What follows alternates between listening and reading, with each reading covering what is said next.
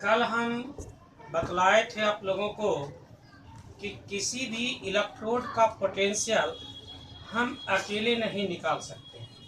उसको standard electrode potential वाले cell से कंपैरिजन करना पड़ता है। तो यहाँ पर आज हम लोगों को determination of zinc electrode potential यानी जिंक के इलेक्ट्रोड का पोटेंशियल निकालना है।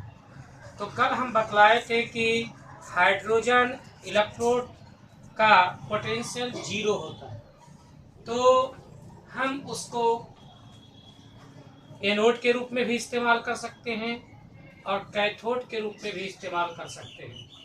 तो जिंक का जब इलेक्ट्रोड पोटेंशियल निकालना हो तो इसको हम कैथोड के जगह पर रखेंगे और एनोड के जगह पर जिंक हाफ सेल को रखेंगे। हाफ सेल यहाँ पर हाइड्रोजन वाला है और ये हाफ सेल जिंक का है। इसको साल्ट ब्रिज से जोड़ दिए हैं और बाहर में इसको जोड़े हैं वोल्टमीटर से, जो कि रीडिंग देता है पोटेंशियल डिफरेंस का। अब यहाँ पर देखिए कि जिंक पर ऑक्सीडेशन होता है, तो Zn 2++2 इलेक्ट्रॉन या जिंक प्लेट पर ऑक्सीडेशन हो रहा है, जबकि यही इलेक्ट्रॉन बह करके पहुंच रहा है हाइड्रोजन इलेक्ट्रोड पर। तो यह 2 इलेक्ट्रॉन को ग्रहण कर रहा है और यह हाइड्रोजन में कन्वर्ट कर रहा है।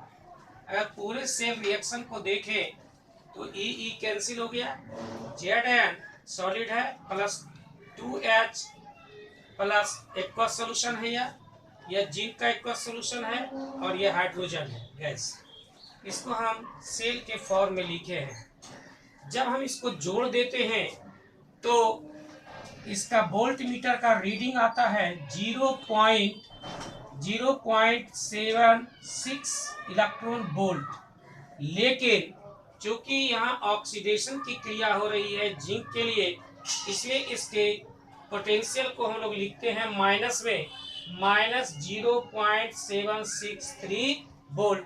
यह इलेक्ट्रोड जिंक इलेक्ट्रोड का पोटेंशियल हुआ।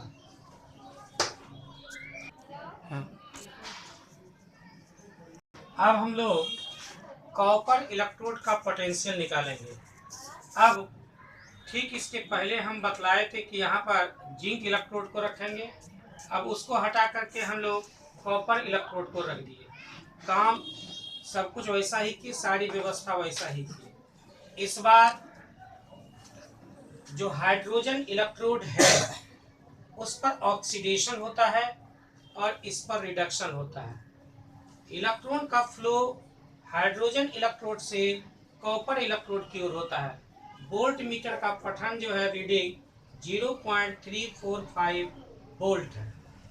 चूंकि रिडक्शन हो रहा है यहाँ पर, इसलिए इसका मान हमारा पॉजिटिव में लिखे हैं। अब यहाँ पर आप इस इक्वेशन को तो कई बार आप देख चुके हैं। हाइड्रोजन का ऑक्सीडेशन हुआ है, 2 इलेक्ट्रॉन इससे निकला है और यही 2 इलेक्ट्रॉन कॉपर गेन किया है और कॉपर मेटल में बदला है। यहाँ ऑक्सीडेशन हुआ, यहाँ रिडक्शन हुआ। अब इसको ऐड कर दिए तो इलेक्ट्रॉन कैंसिल हो गया। हमारे पास यह एक रिएक्शन प्राप्त हुआ। यह सेल रिएक्शन है। इसको सेल के फॉर्म में लिख दिए हैं, पहले भी बता चुके हैं सेल के फॉर्म में कैसे लिखेंगे।